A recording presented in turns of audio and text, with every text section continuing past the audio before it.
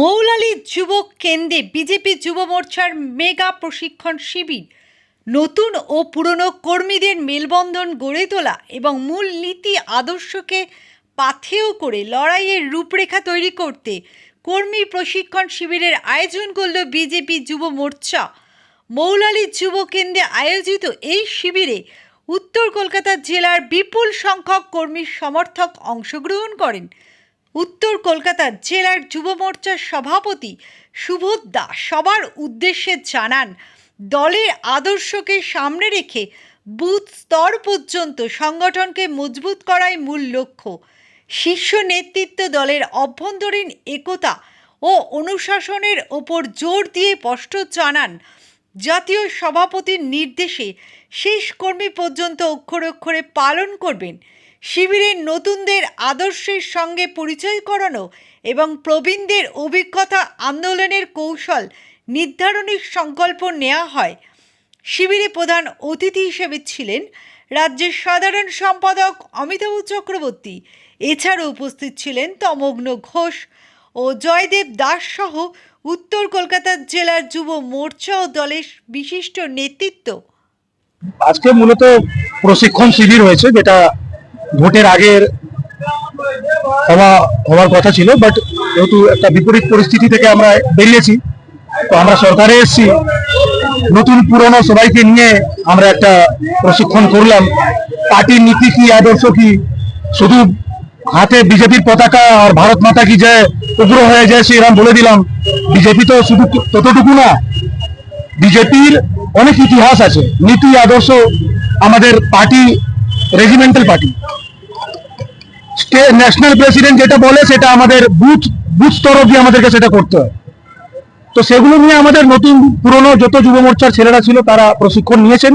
আমাদের রাজ্যের সাধারণ সম্পাদক সংগঠন শ্রী অমিতাভ চক্রবর্তী মহাশয় এখানে উপস্থিত ছিলেন। আরো একাধিক আমাদের নেতা এমএলএ অনেকে এসেছিলেন।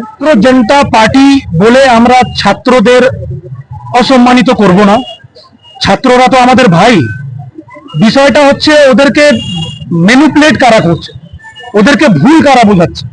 ওদের আন্দোলনকে আমরা সমর্থন করছি, কিন্তু আন্দোলনের মানে এই না যে মোদি তেরে টুকরে হোঙ্গে ইনশাআল্লাহ ইনশাআল্লাহ, আর আজমল কাসাবকে নিয়ে স্লোগান দেবো, আর কাশ্মীর তেরে টুকরে হোঙ্গে, মোদি তেরে টুকরে হোঙ্গে, দেশ তেরে টুকরে হোঙ্গে ইনশাআল্লাহ ইনশাআল্লাহ, এই সমস্ত স্লোগান দেবো।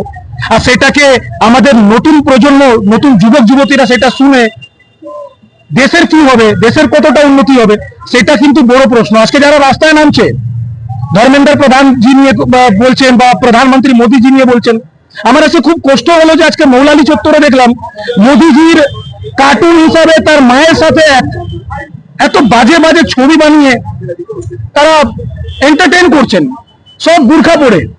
স্টুডেন্টের বয়স কত থাকে? আমি জানি শিক্ষার কোনো বয়স হয় না, কিন্তু সাধারণত স্টুডেন্টের বয়স 18 থেকে 25, 30, এর থেকে বেশি তো হয় না। দেখছি 60 বছর বয়সী লোকেরা বলছে মোদিকে জুতে মারো। কোন দেশে আছি আমরা? ভারতবর্ষে তো। আমরা রাষ্ট্রবাদী বিচারধারার যত সমস্ত মানুষ আছেন কলকাতায়, আমরাও আহ্বান করব যে যারা এই ধরনের অ্যান্টি সোশ্যাল, অ্যান্টি ন্যাশনালিস্ট কাজগুলো করছেন, তাদের বিরুদ্ধে আগামী সোমবার আমরা ছাত্রদের বিরুদ্ধে নামছি না। ছাত্ররা আমাদের ভাই, তাদের অধিকার আছে রাস্তায় নেমে আন্দোলন করা। আমরা বিজেপি করি, আমরা যদি কোনো ভুল করে থাকি, বিরোধী দলের অধিকার আছে তারা রাস্তায় নেমে প্রতিবাদ করবে। আমরা তৃণমূল না যে বিরোধী দল আমরা পুরো থামিয়ে দেবো, খুন করে দেবো, হত্যা করে দেবো, সেটা আমাদের নেতা আমাদেরকে শেখায় না।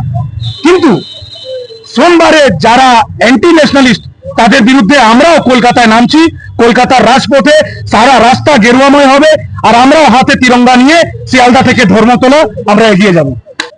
আমার নাম সুবোধ দাস, আমি উত্তর কলকাতা জেলা যুব মোর্চার সভাপতি।